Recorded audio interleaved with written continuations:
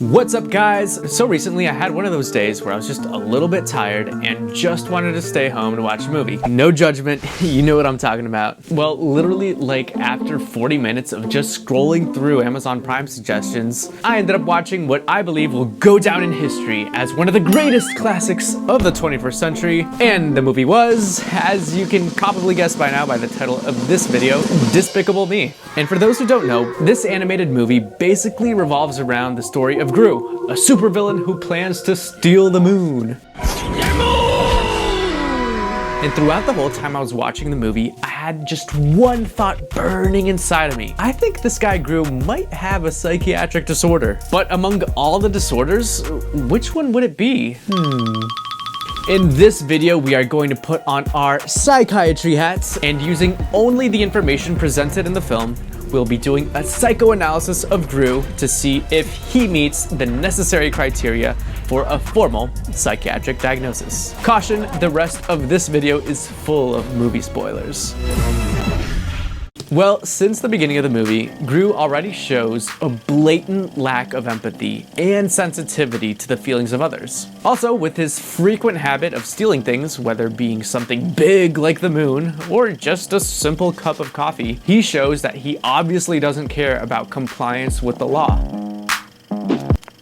Now, it's one thing to steal something and then feel guilty about it. In fact, this is one of the hallmarks of kleptomania. Like always stealing stuff of little to no value and being like, why did I do that? I'm such a terrible person. But then like the next day doing the same thing. Anyways, coming back to Gru, this obviously is not the case for him. And for Gru, it almost seems like he takes pleasure in stealing. Also, I don't think his actions are a result of compulsiveness. And what I mean by that is when you have like intrusive thoughts and this idea in the back of your mind that just keeps going and going and going and annoying you and then forcing you to take action so that you can relieve your mind of that nagging thought. And your mind says like, if you don't do this, I'll just keep nagging your brain and keep nagging. And then you end up doing it. And then that relieves the intrusive thought for a little while, but then many times it comes back. Anyway, that kind of behavior is seen in people who suffer from OCD or OCPD, but I honestly don't get that vibe from Gru. But what I do think, however, is that his actions are part of his greater personality. Life is full of disappointments. For some people.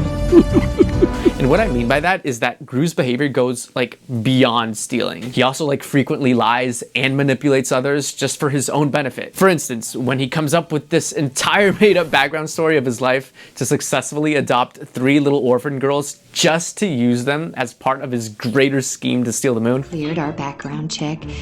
Dr. Gru. Well, things have been so lonely since my wife, Debbie, passed on. It's like my heart is a tooth, and it's got a cavity that can only be filled with children.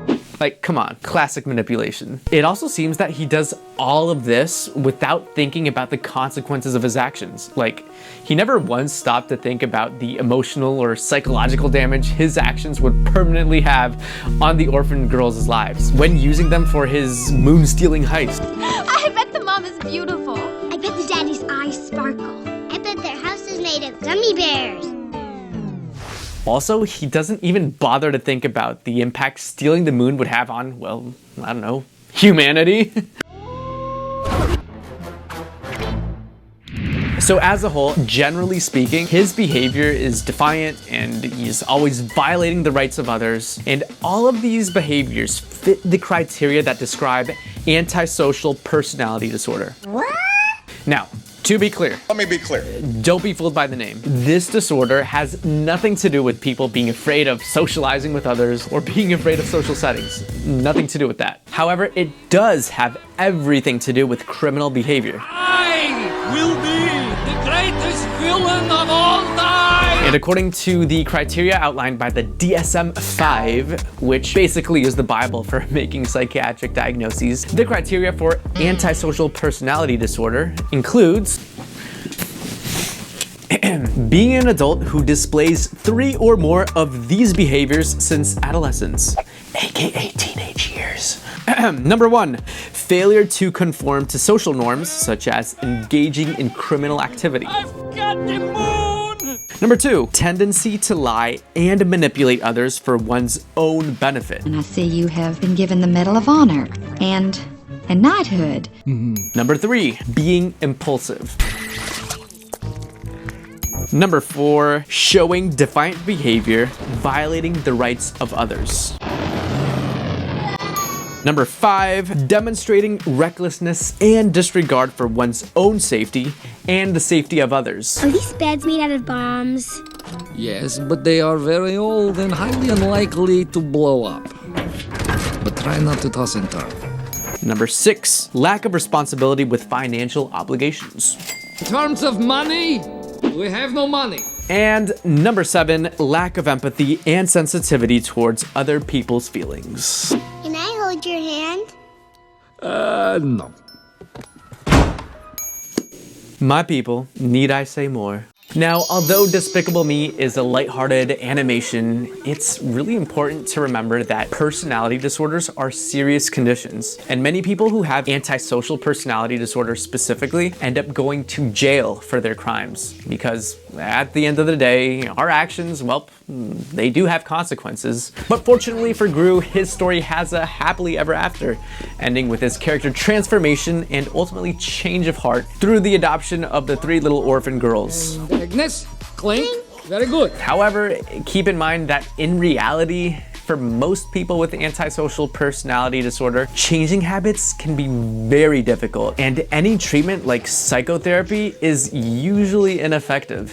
And there is our diagnosis, my honorary psychiatrists.